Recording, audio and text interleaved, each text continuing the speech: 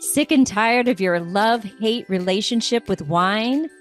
Welcome to the Feel It Alcohol Free podcast. Hi, I'm Coach Ruby Williams. And I'm Coach Susan Larkin.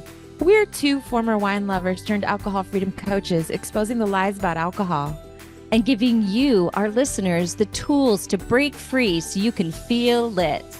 And when you're lit, you'll feel healthier, freer, and more in control of your life. So relax, kick back, and get ready to feel lit alcohol-free. And don't forget, grab a copy of our wine-free weekend guide after the show. Hello. We are so excited to have a special guest here today. A dear friend of mine, Tammi Salas. She's a sober, dignified, creative woman, a creator, a painter, a list maker, a certified coach, a skilled facilitator, and former co-host of the wildly popular Unruffled podcast, a podcast that explored the intersection between creativity and sobriety. And Tammi founded the Ray of Light online community and starting in September of 2021. And she co-facilitates these weekly creative salons with her business partner, Corrine Bowen, and she lives in Oakland, California, so near me, and daydreams about one day moving to Paris. I just want to say again, Tammi is a dear friend and has a really big part of my whole sobriety journey too. And we actually met in AA and Sober Sisters in Sebastopol. And she's the first one that got me into an ocean plunge, and I've been a part of her Ray of Light community. So would you like to just introduce yourself to our listeners and provide a little background to your alcohol-free journey? Yeah, thanks for having me. Thank you very much, Susan and Ruby. Yeah, so I think you said a lot of it right there, Ruby. But I've been sober since February 3rd, 2015.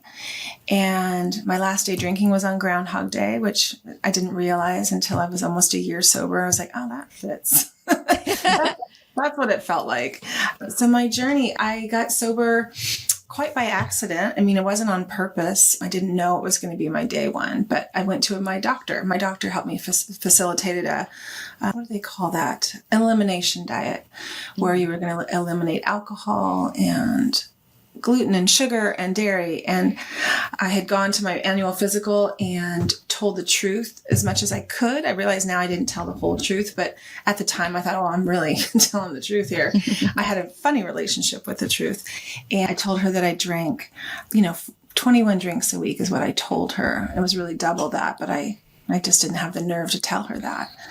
And she was just really helpful. And she looked surprised, but then kind of just said, what do you drink? And at that time it was bourbon. And she just said, oh, bourbon, breaks down to sugar. It's made from corn. She's just very matter of fact about it. Mm-hmm. Didn't shame me, didn't make me feel bad. I felt bad enough just because I was, not feeling great all the time. I was seeing her all the time and we couldn't figure out what was wrong. Well, I never told her about my drinking. I always said I drank like 2 to 3 drinks a week. So I don't know if that resonates with anybody, if you went to your doctor and did that, but I didn't ever really remember. So that started my journey. And about 7 months into my journey, 7 months and 1 day, I wrote a piece. I was writing a blog at the time that 2 people read. And I wrote that I thought maybe I might have more of a problem than I realized, and that a friend read what I wrote, one of those 2 people, and she actually lives in Oakland now, but she was my former yoga teacher. And she said, hey, sounds like you might be struggling with some things and the word alcoholic and you don't like it. And that's what I had written about and didn't know if I was one. And she says, why don't you try a 12-step meeting? And I said, oh, I don't know what that is. And she said, it's AA. I was like, oh, I'm like, yeah, I took that quiz they have and I'm not an alcoholic. And she says, well, maybe take it again. So I did, because I used to Google that stuff and do it in the middle of the night. And I answered almost all of the questions that it was true that I was struggling with alcohol. And I did identify with everything that was on that questionnaire. And so she invited me to go to a meeting and said, hey, why don't you go find a meeting and then call me back and tell me about it or write me about it. And me being such a people pleaser, Ruby, it was like, okay, I will go do that, and I will go check that off the list, and I will tell her I went, and I'm tell her I don't have a problem. Which I knew I had a problem, but it was hard, and I didn't love the first meeting. I don't think many people do. But what I really liked was hearing the voices of others about their human condition. And I love memoir, and I love stories about people written by themselves or by others, And I thought, I want to come back and hear what these people have to say tomorrow. And then I was on a hunt for a meeting outside of where I lived, where I could be anonymous.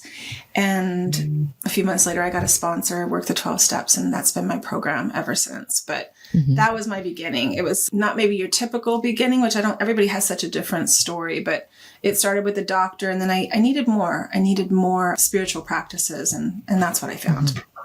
Yeah. That's beautiful. Yeah. Well, I remember looking across, you had done a share, and it was my first AA meeting ever. And I just related to you. You talked about wine and yes, you just exuded everything I wanted to be, so yeah. So well, I used to own a wine bar, so yes. We shared that in common, I think. Did you work at a winery or something, Ruby? Was that? Yeah. I worked in the wine industry, and I thought, oh, she knows what I'm talking about. Yeah. Yeah. And so you mentioned like the importance of having a supportive community, a sober community. Would you like to share a little bit more about that? Yeah. I'm sorry, you cut out for just about a second. having Ruby. a sober community? Share about which part? Okay. Oh, The yeah. importance of having a Share about sober having community. Yeah. Mm-hmm. Yeah. Well, when I was initially, not drinking, I was training for a hike to hike Mount Rainier on my 6-month sobriety date. And that was great. And my friend that did it with me doesn't share my common problem. She's a wonderful friend. She lives in Jenner. I think you know her, Stephanie. And we would train with the kids for 6 months. And that was kind of how I was doing it. But that poor girl had to listen to all my stuff. And so I realized I needed more than just one person to deposit this on, right? My husband kind of didn't get it. Thought I should be able to just, have self-will and just stop and not really like, what's the big deal? Why do you keep talking about this? I was really lonely. And so joining the 12-step program, I didn't want to be friends with anybody at first, Ruby. I didn't want to talk to anybody, right? I wanted to go to the meetings and leave right when then. And then slowly these nice people who were so kind to me would invite me for coffee, and I'd be like, no, thank you. I'd say it was about 3 months in that I finally I think I've told this story before, Ruby. I was at a women's meeting, and all the women would talk about going to tacos afterwards.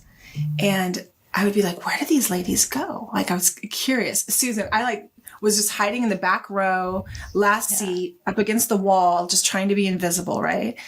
And they would say, we meet for tacos afterwards, but they never said where. And one day I was driving around town, trying to find out where these women went after the meeting, just randomly driving in Sebastopol, couldn't find them. Why didn't I ask a question? Why didn't I? Because I was just too afraid to ask anything. I didn't want to be friends with these women. This was just my thinking, my judgy thinking back then. So then one day after a meeting, someone says, "Are you walking with us to tacos?" And I was like, "Yeah, I am." And so I was like a duck. You just all these women in a line, and I'm at the very end, kind of waddling. I'm just going to see where these ladies go. And then I got there, sat down, didn't really know anybody, was afraid, but there was 30 people at that restaurant, that took over on Tuesday nights. And then everybody just did fellowship and visited and talked and shared. And on that night, on my first night going there, someone said, "Hey, do you have a sponsor?" And I think about it now. I'm like, I must have looked like a deer in headlights. I must have just been like, how did you know?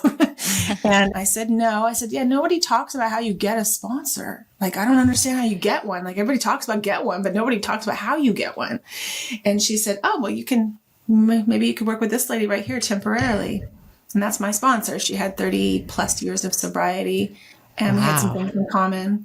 And we started working, and I said, well, I'll give it a go. I don't know how it works. And that night kind of changed everything. And I realized how important had I not gone to that taco place, had I not been awkward and uncomfortable in the back of the line, just following along. But it was, I think, my higher power just leading me to like what I needed.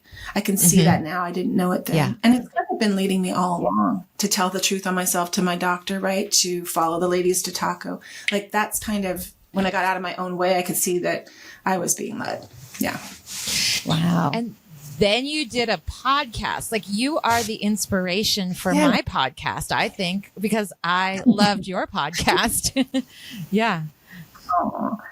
Well, that was born from making connections. So I've been listening to Laura McCowan and Holly Whitaker's podcast Home. And religiously on Wednesdays, they dropped episodes, and I was waiting for it to drop every Wednesday. And from that group, they had a secret Facebook group that had like 200 women. And this is where I got the idea that you could have friends like from other places, you know, that you didn't have to know. Like, Susan, where are you at? I'm in Connecticut. Yeah. So you're all the way in Connecticut, right? And Ruby's out here. You could make these bonds. And I was watching, and like they say in the room, sometimes you want to find a woman who has what you want. And it's not material or external things. It's really kind of this spiritual program or how you're grounded. And there was this woman named Sandra, and I kept listening to her shares or reading her posts on Facebook. And I heard her on a podcast, a Since Right Now podcast. And she told my story basically. And I heard her and I was like, I want to reach out to her. So I did. And we started having phone dates and Zoom dates. We had a lot in common.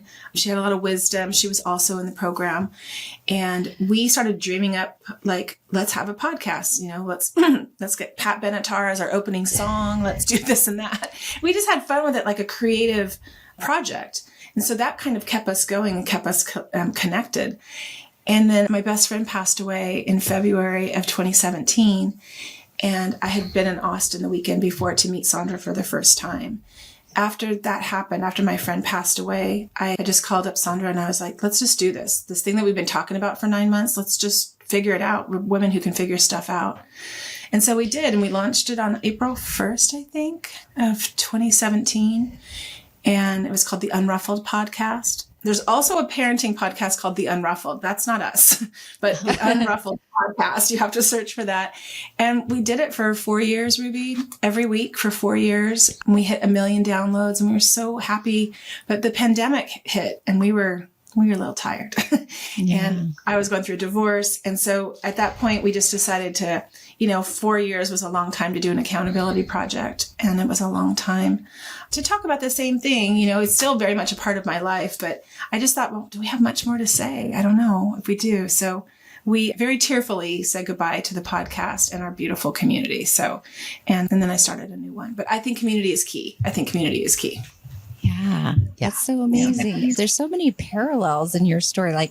So I am in Connecticut, but I grew up in Walnut Creek, so I'm very familiar with Oakland. That's where I fly into when I go to visit my parents. And Ruby and I met in a different community, This Naked Mind. But interestingly, my pastor suggested that I go to AA, and being the dutiful people pleaser that I was, I'm like, okay. And so I did go to AA for about 8 months, and then went back to drinking, actually. So that was just my first rodeo. And then I went back for drinking for 5 years, and then found This Naked Mind and went through that program. And then Ruby and I met doing a RAIN Partners meditation workshop. And then we've been meeting for the past 2 years doing RAIN meditations together. And then that springboarded us doing this podcast together. So it's so interesting, the different parallels, but how important friendship, having somebody who gets it is, and community. Someone who shares my common problem, I can very easily connect with, and that common problem being alcohol. It's like you can cut, as you know, you can just cut to the quick, you just get right down to business. And like this week I met a woman for coffee, and she had reached out to me, and she just said, can I have coffee with you to learn how you work your program? Because I do different things outside of 12-step. And I was like, oh, of course.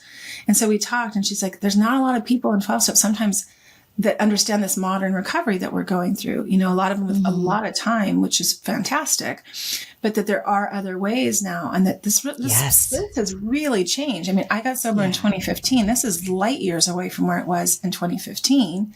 And I think just my personal opinion, I think the pandemic really kind of changed things. That's when different communities were born. And, like the Luckiest Club with Laura. I'm a teacher, a leader, meeting leader with Laura. And it's people all over the world that can tune in for a sobriety support meeting without a lot of dogma. And it's been very helpful. So there's all kinds of communities. And if you're getting sober, check them out. There's, what's the saying? There's some kind of saying, like, it doesn't matter if sobriety is like an island and you're on this other side. It does not matter how you get there. I don't think. For me, that works, but I don't care how you get there, just get there. And then I agree. And I agree, Tammi. And I put everything in the kitchen sink at it. Yeah. Everything, all the books, all the communities I could find, and, therapy and everything, and whatever works for you. I agree with that. But isn't it beautiful that we can have these online communities, like Your Way of Light community I really feel connected. And then also in person is so important too, where you can actually hug someone and meet them for coffee. I think having both is the sweet spot. Yeah. Well, the first time, I think, my friend Natalie, like the first time we met, she was in she was in hip sobriety school with Holly Whitaker, and we were both in school together. This was back in 2016. And same thing. I kind of liked what she was posting, and she lived near me, and I reached out to have what I call now the awkward coffee date. Right. And so it feels awkward, and it feels like a first date kind of, right. And it is a first friendship date. And I just do I need any more friends? I don't know if I need any more friends. I'm good.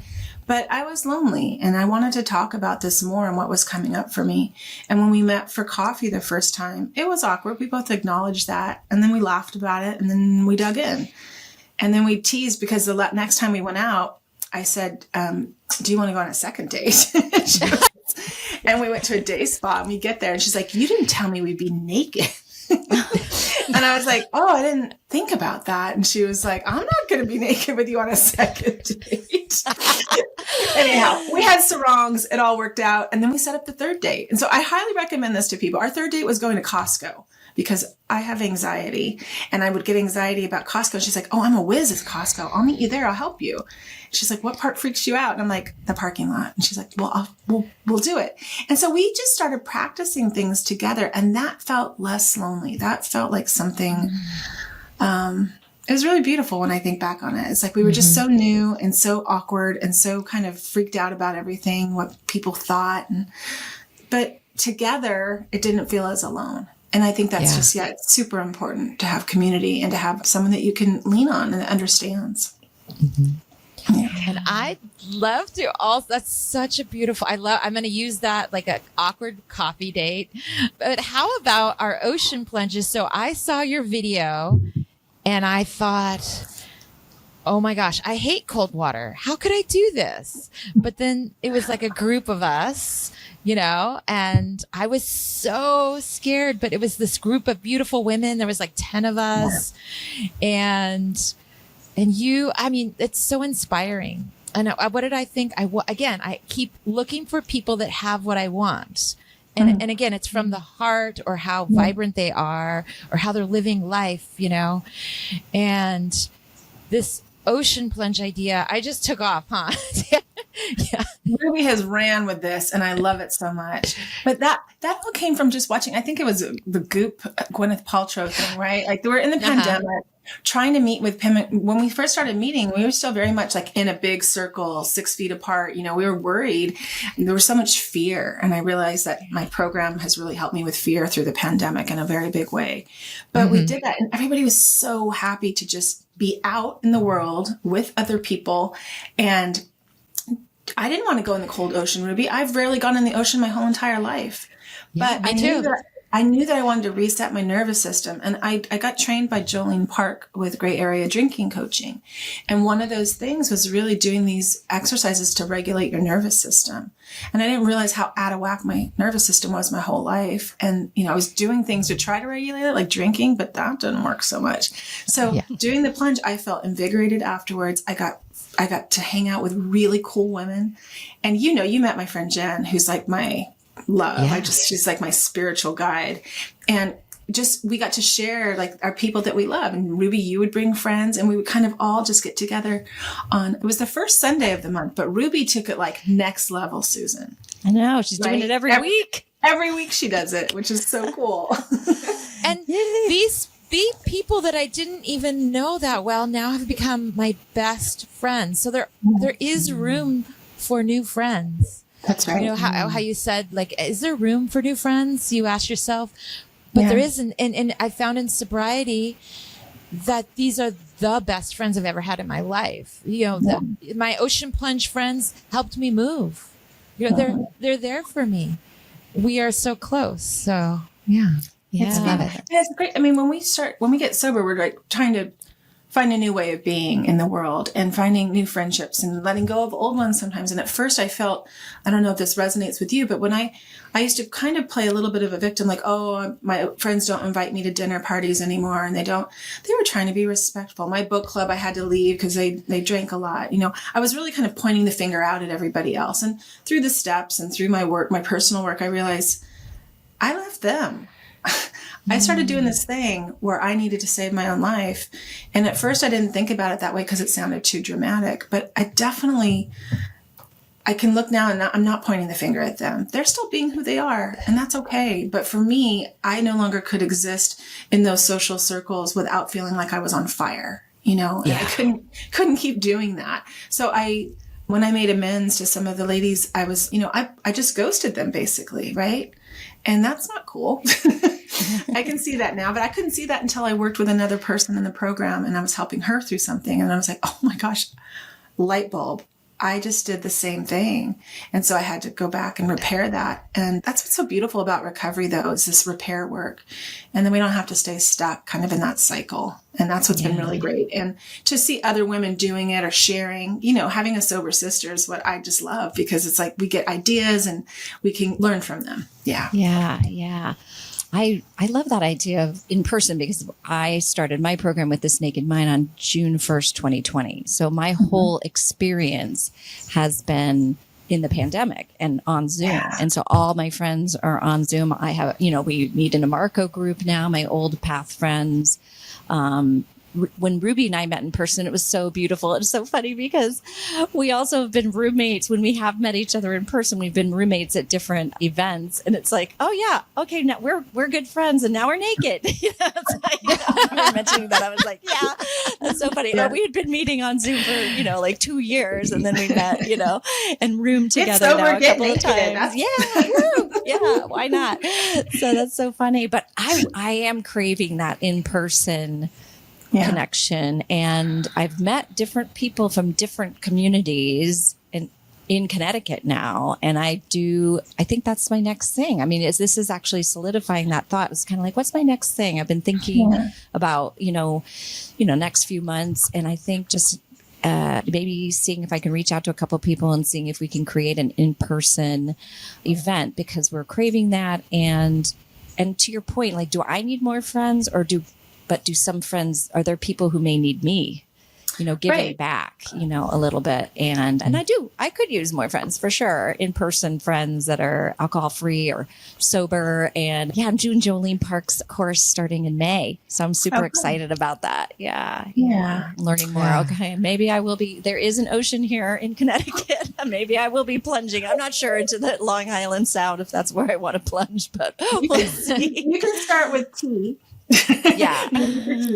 I used to have a group. See, I just love Ruby. I love community. So I make up things. I make my own fun in sobriety. I say that a lot. Like, I just make my own fun. And we used to have a little group called Tea and Toolboxes. And we would meet on Sundays, some gals or some friends of mine that were local. And we'd bring what our tool that we used for the week was for sobriety, because we were all trying to build our own sobriety toolboxes. And so we would share. And then we just end up having community. And then another thing, it was another community. Oh, I just forgot it. I did another community. Anyhow, it was sober entrepreneurs with small businesses. So like Ruby, you would be included that, but I did that with Natalie and my friend Jessica, and everybody was sober. There's 5 of us. Anja, who owns the Altamont. And these are women who are out about their sobriety. But we would meet and we would just talk about how to run our businesses. as sober solopreneurs, like we're alone a lot, we're isolated a lot, tools that we use, calendar apps, how to do a podcast, like all those types of things, we would just share openly. And it'd be like a 2-hour meeting once a month, and it was great. It was really great. So you can create whatever you want, Susan. Okay, I'm inspired. I'm gonna, yeah. And your way of life. Helma F. Is that how you? Yeah. Yes. I've seen her book's upstairs, but yes, I love her. Yeah. So after the podcast ended with Sandra, I still was craving community, and I was getting a little bit, just being on Facebook a lot was just getting draining, just all the comments and things. And so we still had an online community there, and we held free meetings every Sunday morning for almost the first 2.5 years of the pandemic for free for our listeners. And we did that every Sunday, and it just got a little taxing, as you know, when you're doing all things. And so we started asking members to host Sundays, kind of take on that ownership of it too, and being of service to the group. And around that time, I wanted to start a different community. I wanted to focus more on art, and not the women who comprise the Ray of Light community are in recovery from something. I'd say a good 90% are in recovery from alcohol, but there are 10% that are not in recovery from alcohol. There are other things that they might be challenged with: grief, loss, divorce, or they just want to create with women. And that's it, once a month have community. So I started it on my birthday on September 1st, 2021. And it's been beautiful. And I've been running the community, kind of me as the ringleader, I always like to say. And then last fall, I went to lead an alcohol-free retreat in Europe. And I just got burnt out. And I realized being away from all the, rigmarole and different hours, and I was on the other side of the world, I'm like, I think I need someone to help me. Like, I think I need to ask for help, like the program tells me to do. And so I reached out to Corinne, who has been my coach in the past, and I asked if she would like to go into the Ray of Light with me and be my partner and run it and do the calls. And that has just really reinvigorated everything, Ruby. It's been really great. So what the community is we focus on a theme every month and an artist. So like this month our theme is Behold. We usually pick a word.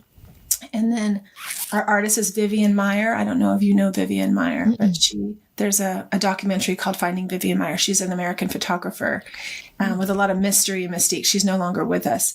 And so we encourage people to watch the documentary. We have a conversation, and we're doing a photo project where people are partnering up this month and sharing one photo from their morning, and we're pairing them up today. And then we have a show and tell call where people share what they've created, either based on the theme, the word behold, or physical art that they make, or just an experience that they had. And it really is this beautiful kind of layout where we every month we do the same kind of routine, but with different themes and with different artists. And there's just a lot of connection and beauty shared there. Yeah. Oh, beautiful. That sounds so wonderful. Well, and listeners, to feel lit. So I thought about that before coming on here, and I like to make art. I like to make connection. I like to make things beautiful. I get that from my mom. And I realized my son told me one day when we were driving home, I said, I hope your father put the lights on the porch. And he said, you really like the lights, don't you, Mom? And I said, oh, they just make me so happy. And he goes, you make everything beautiful. And I was like, oh, that's so sweet. And so to feel lit, I realized I was numbed out for a lot of my life, either self-soothing as a kid with food or chocolate or whatever I was doing. And as an adult and owning a wine bar, I definitely drank when I felt uncomfortable or anxious and people came in the shop. I just drank. And so I didn't have really healthy coping mechanisms. And now I joke around, like I use my powers for good now. I have this little studio downstairs. I just got a studio in Berkeley, Ruby. I'll be teaching some classes out there. Maybe you can come out. Yes. But making art, making with my hands. One thing I learned from Jolene Park in Gray Area Drinking was about these ING activities, cooking, drawing, painting, gardening. ING activities really help change the neural pathways in your brain. Mm-hmm. And I think I intuitively knew that when I got sober, because that's how I started, was with this accountability project of like making art in my journals. And I think to feel lit, I want to keep my word to myself. And so that's why I set up these accountability projects or community or somewhere where I can be accountable or sponsor women, because that really that lights me up. That makes me really feel whole. And that's kind of what I've been looking for, I think. Yeah. Oh, I love that. So beautiful. Much.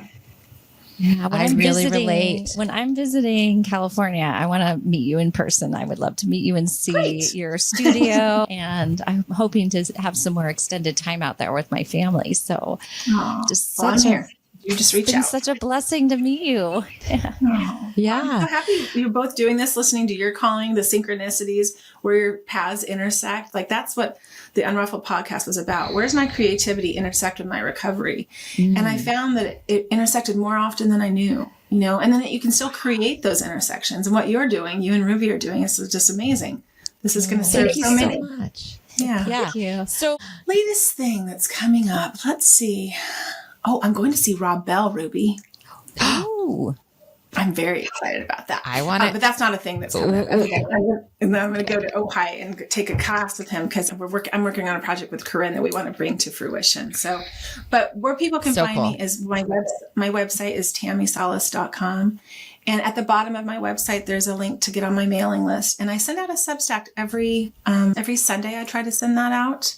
And it's a little bit of life and creativity and sobriety and just kind of what's on my mind. I've been doing podcasts on there, little mini podcasts. I did one with my son. My son is a magical, talented collager. And so we are going to maybe teach a collage class this summer when he's home from college. And, but all that stuff can be found out on the Substack. That's where I'm trying to just streamline everything there because otherwise I feel too spread out on social media. But I do love a good story. I like my stories on Instagram. So I'm at Tammi Salas there. okay. Awesome. Yeah. Yeah. Thank you so much, both of you. Thanks for having me. Thank you. Tammi, Must be thank time you to go. so much for coming. It's so much for Yeah. coming. I really appreciate it. Yeah, let's do it. I'm game. Okay. Great. Take care. Thanks. Okay. Bye. Thanks so much for listening to Feel Lit Alcohol-Free Podcast. Do you have a question you'd like us to answer on the show? All you need to do is head over to Apple Podcasts and do two simple things. Leave a rating and review telling us what you think of the show. And in that review, ask us any questions you have about breaking free from wine or living an alcohol-free lifestyle. That's it. Then tune in to hear your question answered live. Don't forget to grab your copy of A Wine-Free Weekend at www.feelitpodcasts.com. And remember, do something today that will help you feel lit. See you next time.